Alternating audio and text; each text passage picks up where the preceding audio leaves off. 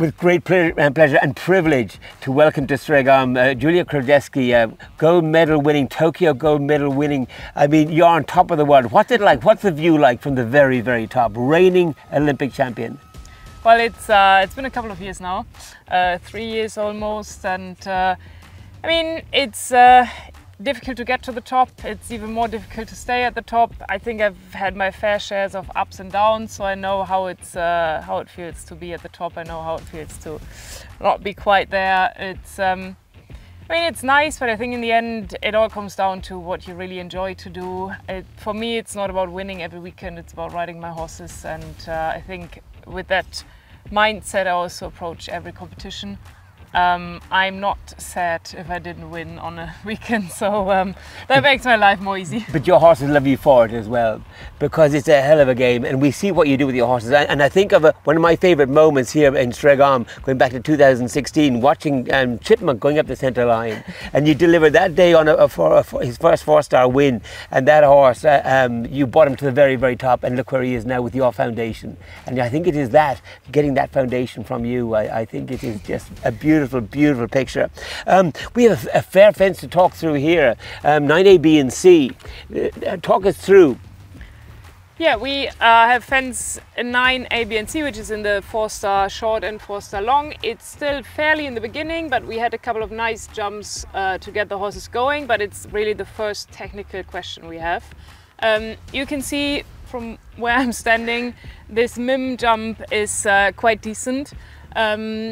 The horses have a setup jump before, so we are not flat out, which we really don't want to be.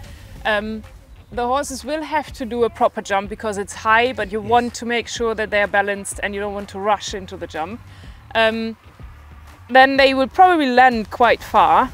I would guess probably here. It's good if they jump far enough because you don't want them to drop down with their hind end and get this dreaded MIM. And then we actually have two options. I think Martin, the course builder, did a very nice job of offering a straightforward direct line, which is a couple of seconds quicker, but also definitely a bit bigger, and you have to be a bit more experienced, a bit more on it. And a slightly softer line, which I think you mustn't underestimate because it's maybe a bit less to jump, but a bit more twisty. And if you think I can do the easier option as quick, then you might get caught out. Beautiful, yes. And he's inviting you to do just that with the distance between B and C.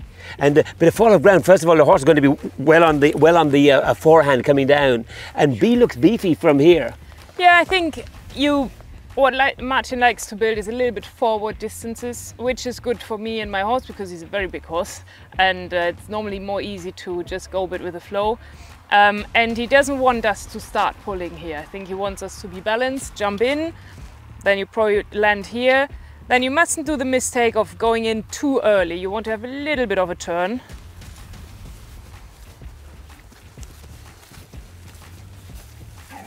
Hey, hey, hey. Hey. So that would be my line. Is that on 5 or what have you got? That would be 4. 4.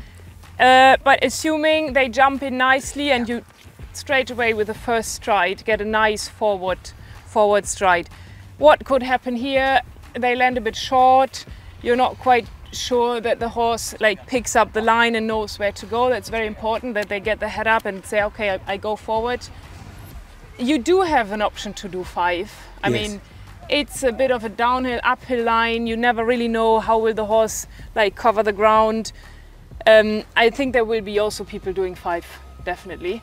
But you mustn't forget that you have a C element after this corner. So you actually, my favorite option would be to jump in and then straight away go for the B, because then you go on a nice slightly turned line to the C element, which is then a little bit fluent 3 strides. And you have the room for a slight turn, you think you have? Yep. A little bit, yeah. I think they will do a really big, decent jump on this one. Land here, I guess, probably here.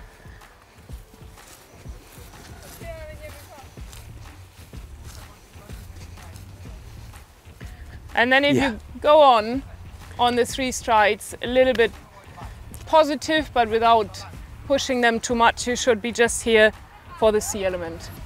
If you take it too direct, you could have a problem at B, possibly, but you also don't want to be here. Yes. So you should do a slightly turned S-line, like I just walked it, to give the horses the possibility to actually read and jump the jump. Well done. Vetting's getting very technical, and these are fine margins, aren't they? And Martin, he knows his angles very well, and you know your angles. And it is a fantastic feat for horse and rider to come together and judge and jump combinations like this. Fantastic to watch. And Julia, the very best of luck, and we will follow.